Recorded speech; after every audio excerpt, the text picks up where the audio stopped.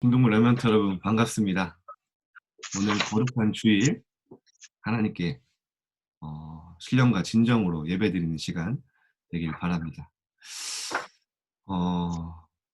네, 갈수록 음지에서 활동하는 레멘트들이 많아지는데요. 오늘 주일입니다. 주일이니까 좀 여러분 선생님들도 보고 함께 기도할 수 있도록 화면을 켜주시고 함께 하나님께 집중해서 드리는 예배가 되었으면 좋겠습니다. 오늘 모세의 출생인데요. 지금 우리가 렘넌트 성경의 7 렘넌트 여정을 함께 계속 자세히 보고 있습니다. 여러분 성경의 유대인들은요. 탈무드, 쉐마, 토라 이런 걸로요. 자신의 달란트를 계속 어렸을 때부터 발견하고 거기서 지혜도 얻고 힘도 얻어서 실제 세상을 정복하고 있죠. 네, 류 목사님이 그런 말씀을 하셨습니다. 우리 렘넌트들은 성경의 7 렘넌트들을 자세하게 공부하면서 그 속에서 우리의 달란트도 찾고 삶의 지혜와 모든 방향을 얻을 수 있다. 그래서 여러분들이 지금 앞으로 계속 렘넌트들을 이렇게 알아가는데요. 되게 좋은 시간표인 것 같아요. 여러분 이런 시간표가 몇 년에 한 번 돌아올까 말까 합니다. 성경을 렘넌트 한 명 한 명 이렇게 짚고 갈 수 있는 게. 그래서 여러분 이번 이 시기 때 렘넌트 7명을 자세히 공부하면요. 평생 가져갈 수 있는 기회예요. 그래서 여러분들이 오늘 이런 성경의 렘넌트들의 여정을 따라 나의 여정을 발견하는 시간 되길 바랍니다. 오늘 모세의 출생인데요. 여러분 우리가 성경의 렘넌트들을 보면 대부분 결과만 알아요. 되게 멋있는 모습, 증인으로 섰던 모습.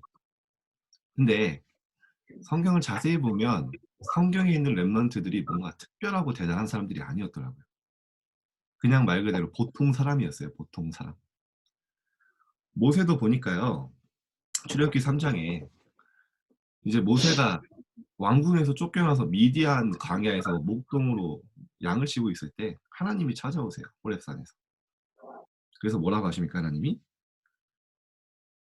내 백성의 부르짖음과 고통을 내가 분명히 보았다.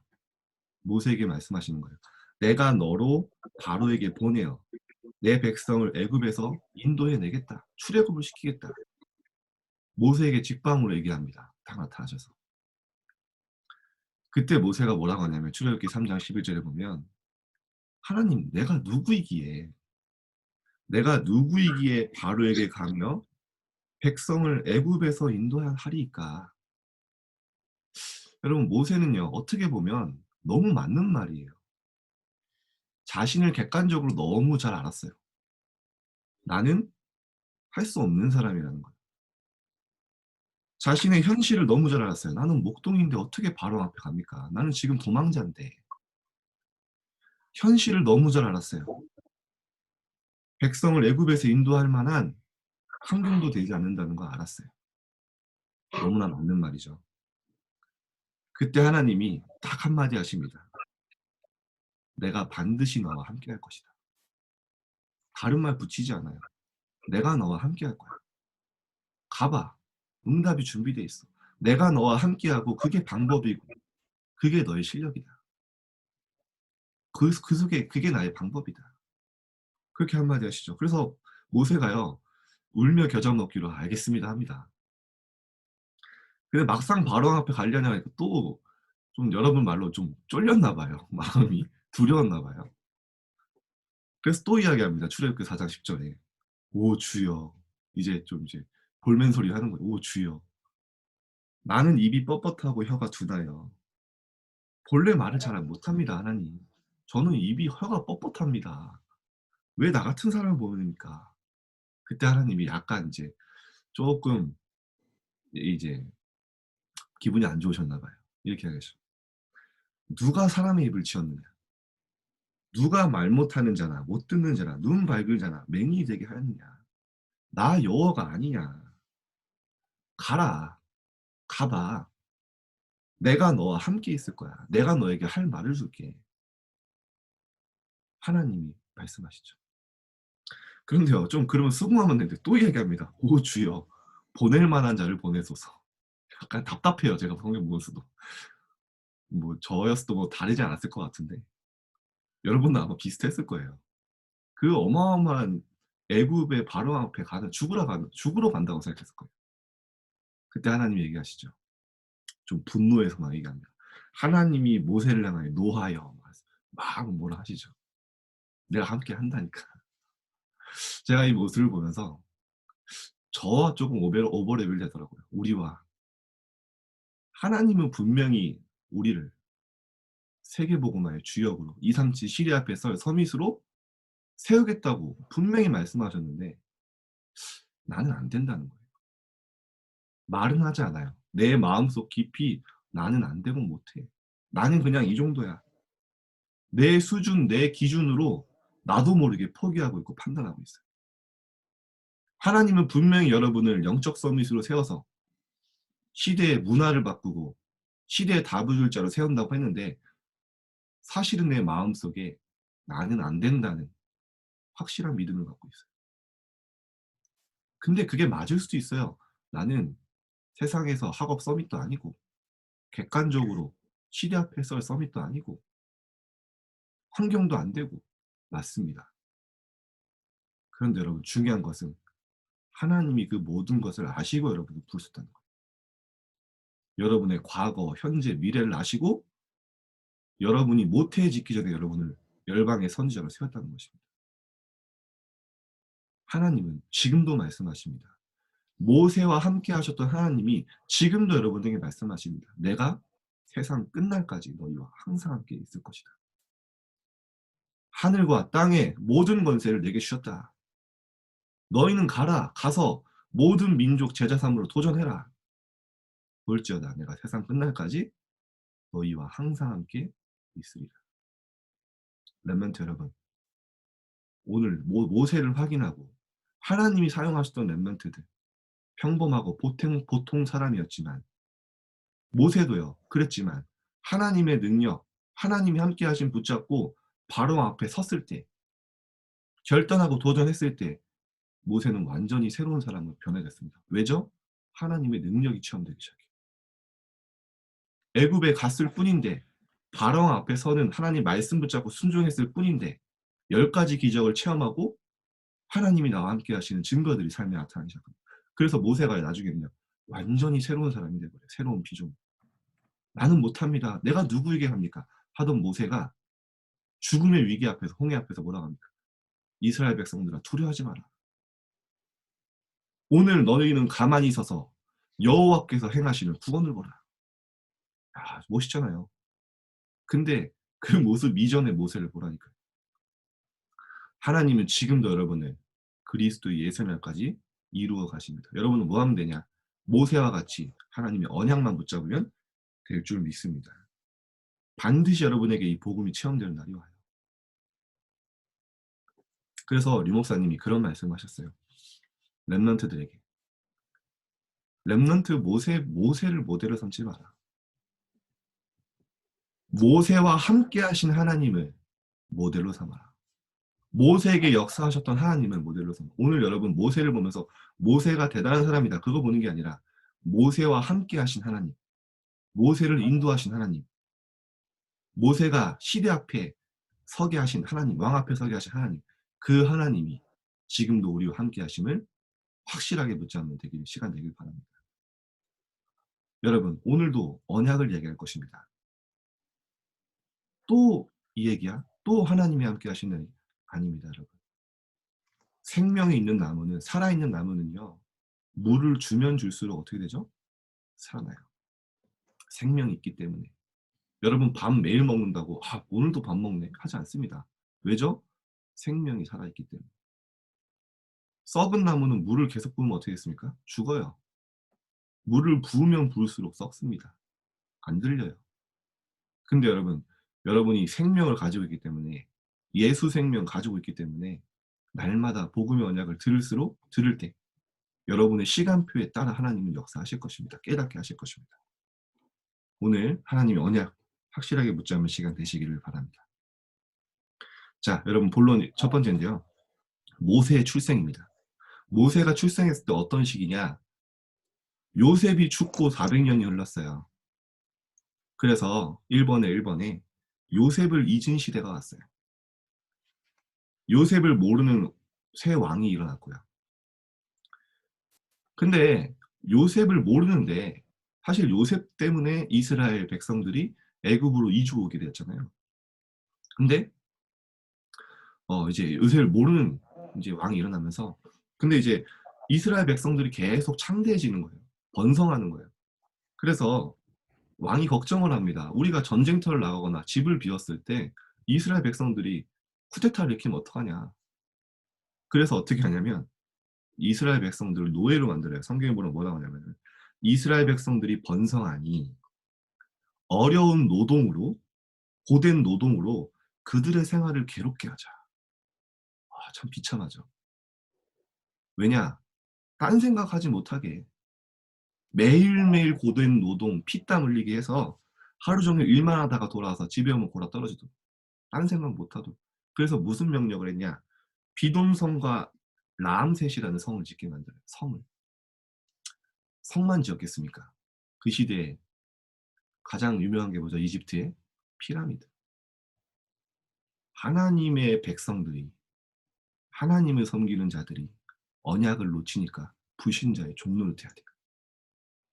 불신자가 후대의 생명을 좌지우지하게 돼요. 여러분 언약을 잊은 시대가 온 겁니다. 지금 시대를 잘 보세요. 여러분 다르지 않습니다. 언약을 가진 요셉이 애굽에 갔을 때는요. 애굽을 정복하는 응답이 일어났어요. 애굽을 주도하는 역사가 일어났습니다. 반대로 언약을 놓친 이스라엘 백성들은 세상의 노예가 되었어요. 불신자의 노예가 되고 심부름을 했어요. 여러분 마찬가지입니다. 여러분이 학교 현장에 갑니다. 언약 잡고 가면 현장에서 학업을 정복하고 현장을 학교를 정복하게 됩니다. 언약 놓치면 어떻게 됩니까? 세상 목표 그대로 따라갑니다. 창세기 3장, 6장, 11장. 세상의 성공, 좋은 대학, 학업에 노예되어서 늘 눌려서 억지로 합니다. 여러분 그래서 이게 중요해요. 여러분이 살아갈 시대가 어떤 시대냐. 제가 이번 주에 너무 사실은 화가 나고 충격받아서 어제도 잠깐 얘기했지만 우리 휴일이 있었잖아요.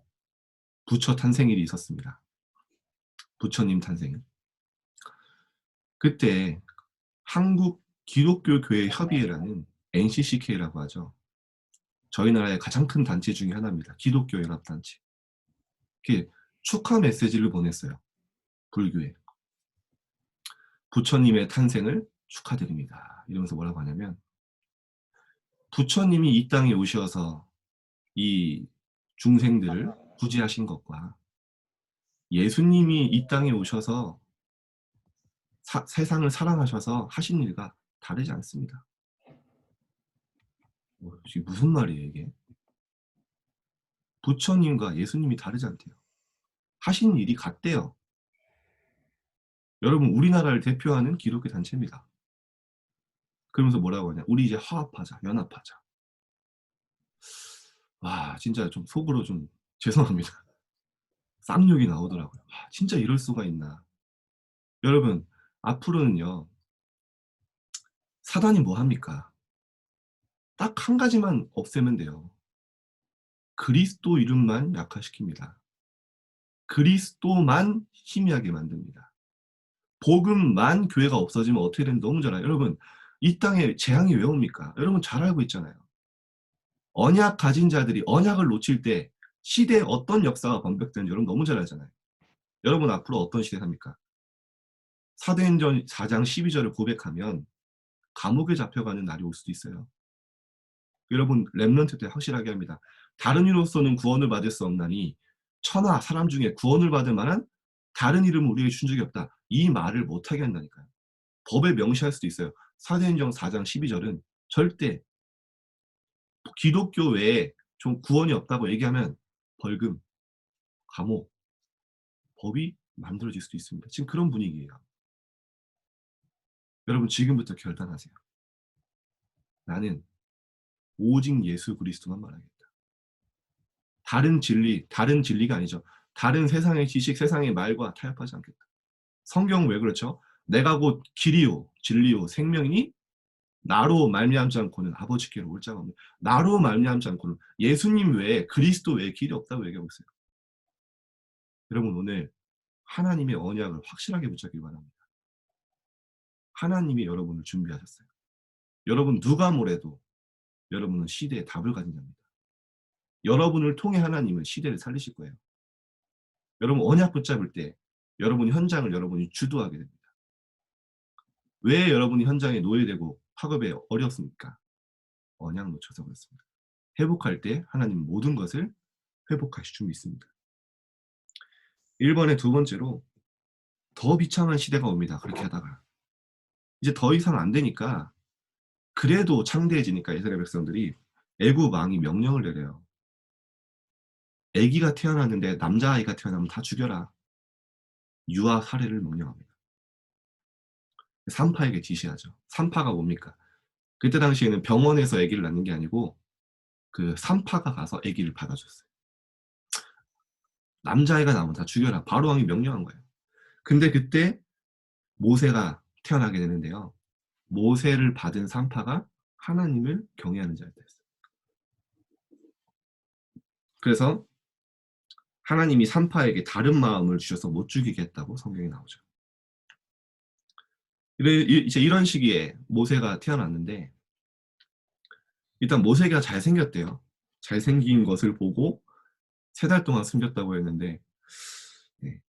이제 더 이상 숨길 수가 없게 된 거예요. 3달, 100일 정도 되니까.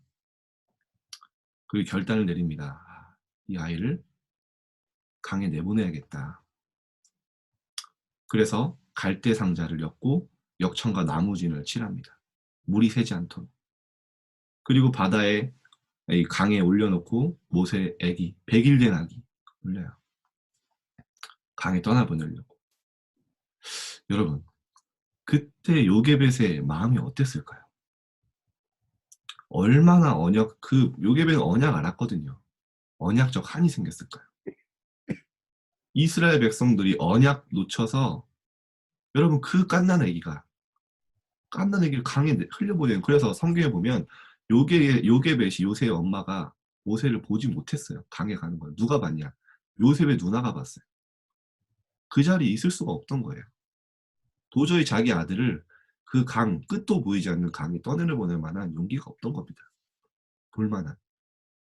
그때 이제 요셉의 누나 미리암이 모세를 지켜보죠. 그 강을 따라가면서. 근데 마침 그 모세가 삼긴 그 갈대 상자가 애굽의 바로왕의 딸 공주에게 발견이 되고 그 바로왕이 걷어들이게 되죠. 그러면서 이제 모세의 여정이 시작된 겁니다.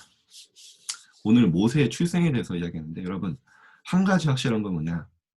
모세의 여정을 보면 우리 요셉도 봤잖아요. 하나님이 완벽하게 모세의 여정을 준비하셨어요. 모세가 실수할 수도 있었습니다.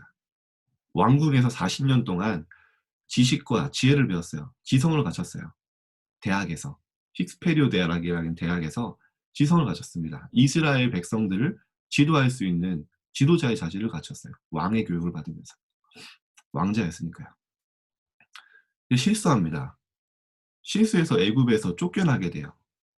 그리고 미디안 광야에 40년을 보내는데 그 40년도 굉장히 중요한 시간이었죠. 그 시간에 창세기도 기록하고 영적으로 준비되는 시간. 광야 40년은 뭡니까? 언약을 확실하게 붙이고 후대를 키우는 시간. 분명한 건 뭡니까? 하나님이 모세와 함께 하셨고 모세의 인생 모든 부분을 하나님이 준비하신 거예요. 여러분도 마찬가지입니다. 요셉에게 노예, 이 죄수의 시간표가 하나님의 완벽한 준비였던 것처럼 모세도 하나님 무슨 메시지입니까? 하나님이 준비하시고 인도하셨다는 겁니다. 모세가 하나님의 절대 주권 속에 있었다는 겁니다. 반대로 무슨 말입니까? 여러분도 하나님의 절대 주권 속에 하나님이 여러분만의 여정을 준비하고 계신다는 겁니다. 하나님은 처음부터 모세를 아셨습니다. 그 하나님이 지금 여러분과 함께 하시고 인도하신 줄을 믿으시길 바랍니다. 모세가 누린 비밀입니다. 큰 두 번째입니다. 일단 모세가 다른 거 크게 했다 말 안 나오고요. 하나님이 함께 하시는 비밀을 누렸다는 것들이 나옵니다. 성경에. 그 비밀 속에서 증인으로 세워졌죠. 그 모세가 자세히 보면 순간순간 하나님께 집중하는 비밀이 있었어요. 모세의 기도처는 어디였을까요? 집중하는 기도처, 산이었습니다. 산. 성경에 보면 산, 강, 뭐 섬 얘기 많이 나오죠. 내가 하나님께 집중할 수 있는 장소, 혼자 하나님 바라보는 시간. 그 시간이 모세가 쓰임받은 저는 키인 것 같아요. 하나님께 집중하는 시간이 있었죠.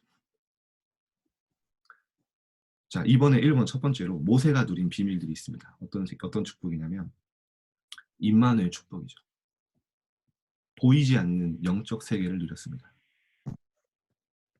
이 축복을 누리며 이 증인이 되는데요. 여러분, 성경은 오늘 다시 한번 말씀드립니다. 성경은 눈에 보이지 않는 세계에 대해서 이야기하고 있어요. 영적 세계. 여러분, 세상에 중요한 것도 눈에 안 보이거든요. 눈에 보이지 않지만 존재하는 것들이 너무 많습니다.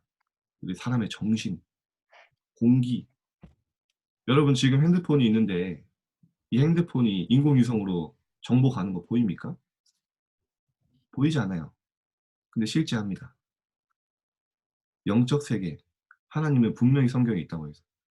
누가복음 17장 21절에 보면 하나님의 나라는 볼 수 있게 임하는 것이 아니요 여기 있다 저기 있다고도 못하리니 하나님의 나라는 이미 너희 안에 있느니라. 보이지 않는 하나님의 영적인 축복. 살리는 것은 영이니 육은 무익하니라. 살리는 것은 영이라 했어요. 예배하는 자가 영과 진리로 예배할지니라. 그래서 우리가 받은 축복, 여러분 영적인 축복. 그 성경은요 구체적으로 이야기하고 있어요. 여러분 그 주기도문을 외울 때 하늘에 계신 우리 아버지여 이렇게 하잖아요. 그래서 많은 사람들이 하나님 어디 계셔 이러면 하늘에 있다고 합니다. 근데 그 말이 틀린 말은 아니에요. 왜냐하면 여러분 하늘에 계신 우리 아버지여 이게 우리가 보는 그 하늘, 그 스카이 그게 아닙니다. 원어로 보면 하늘에 계신 우리 아버지여 성경에는요 이 셋째 하늘이 있다고 해요. 셋째 하늘. 하늘이 세 개예요. 지금 우리가 사는 이게 뭐 1층 천이라고 합니다. 우리가 사는 물리적인 세계. 그리고 2층 천이 있어요. 그 2층 천은 뭡니까? 사단과 귀신이 역사하는 세계. 3층 천이 뭡니까? 하나님과 천군 천사 보좌가 있는 곳이에요. 그래서 바울이 뭐라고 합니까? 고린도서 12장에 내가 진짜 기도하는데 내가 몸 안에 있는지 몸 밖에 있는지 모를 정도로 하나님이 집중했는데 내가 3층 천을 보고 왔다. 셋째 하늘을 보고 왔다. 근데 이걸 너희한테 간증을 못 하겠다. 혹시 이게 더 위험할까? 바울이 그렇게 이제 축복을 드렸죠. 그래서 여러분 분명히 보이지 않는 영적 세계인데요. 성경에는 분명히 확실하게 이야기하고 있어요. 그래서 이게 설명이 어렵습니다. 왜냐하면 자 예를 들어서 여러분 우리가 3차원에 살잖아요. 3차원. 자 근데 여러분 2차원도 있습니다. 2차원. 우리가 여러분 만화 보고 뭐 이렇게 랩런트들 메이플 스토리 아세요? 메이플 스토리 그 뭐 2D라고 하죠. 2D. 뭐 그런 게 있습니다. 자 근데 만약에 2차원에 사는 사람에게 이 컵을 설명하라고 하면 분명히 이렇게 설명할 거예요. 아, 컵은 밑바닥을 보면서 둥글다. 그렇게 표현할 수 있겠죠. 혹은 컵은 네모나다. 이게 2차원 사람들이 설명할 수 있는 한계입니다. 근데 3차원에 사는 우리는 컵을 보고 어떻게 보죠? 컵은 컵이에요. 입체적으로 보여요. 근데 2차원 사람들이 아무리 3차원을 설명하려고 해도 설명이 안 됩니다. 왜죠? 볼 수 없고 느낄 수 없어요. 마찬가지입니다. 제가 이렇게 설명하면 좀 죄송하긴 한데 이해를 돕기 위해서 여러분 우리가 3차원에 사는데 4차원, 5차원, 6차원의 영적 세계를 사람의 기준과 육신의 생각으로 설명이 안 돼요. 영적 세계, 하나님이 역사하신 세계, 시공간을 초월하는 세계, 사람의 지혜로 이해가 안 됩니다. 근데 여러분 영적 사실은 믿고 누릴 때 그게 내게 확신으로 와요. 하나님이 함께 하시는 비밀을 내가 붙잡고 도전할 때 하나님이 함께 하신 증거들이 나타납니다. 사실은 우리가 영적 세계를 볼 필요도 없고 느낄 뭐 알지 않아도 괜찮습니다. 지금 하나님 나와 함께 하시는 비밀을 누릴 때 하나님이 나에게만 주시는 증거와 응답들이 있어요. 그래서 여러분 자꾸 이해가 안 된다. 괜찮습니다. 그게 당연한 거예요. 이 어떻게 우주도 굉장히 넓은데 우주도 4차원, 5차원을 보면 굉장히 좁은 겁니다. 왜냐? 하나님은 시공간을 초월하시기 때문에. 하나님 지금 여기 있다가 우주 끝에도 가실 수 있어요. 지금 우리가 3차원이라는 개념을 갖고 있기 때문에 우주 끝이 굉장히 멀게 느껴지죠. 20억 광년이라고 하잖아요. 2천억 광년. 2천억 년 동안 가야 되는 거예요. 예, 사람의 머리로는 영적 세계 이해가 안 됩니다. 근데 분명히 성경은 그렇게 표현하고 있죠.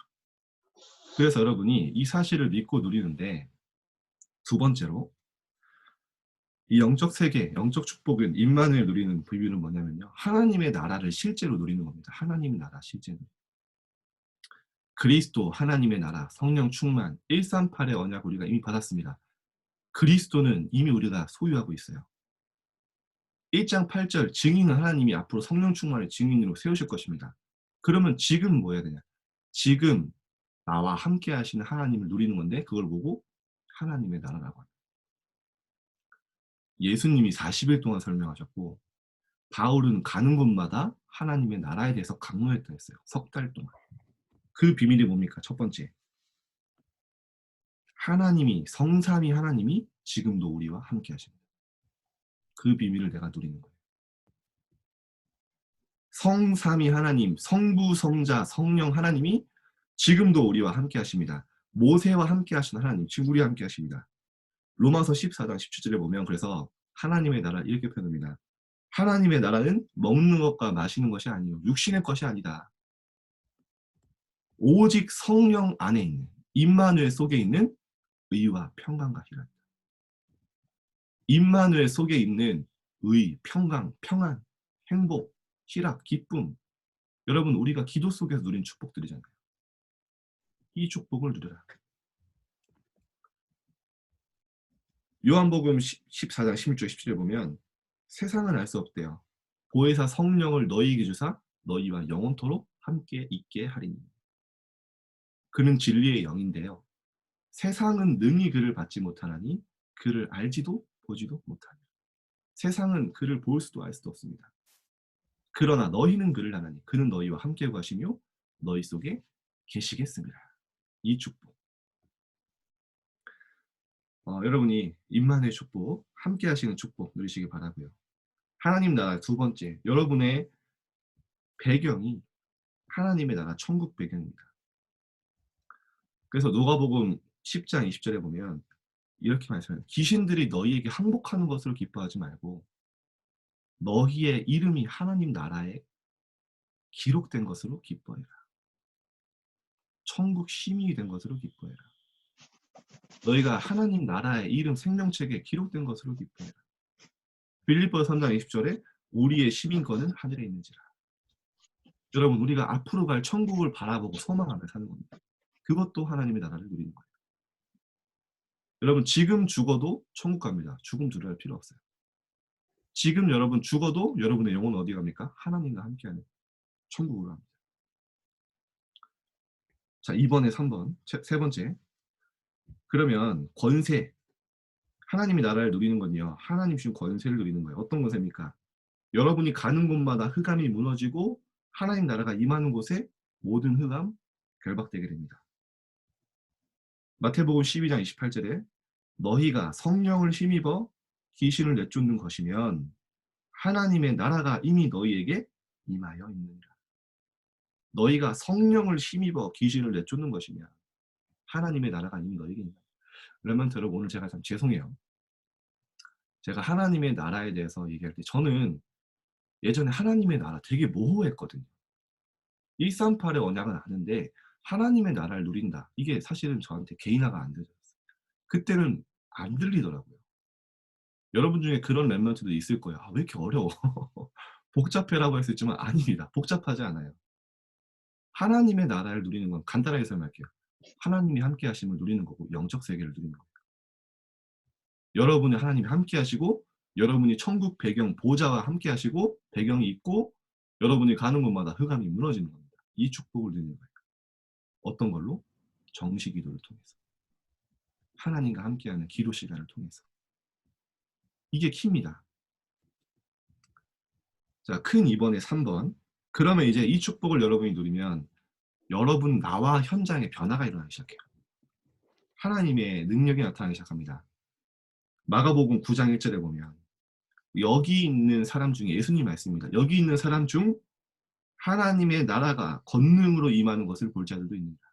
하나님의 나라가 권능으로. 권능이 뭡니까?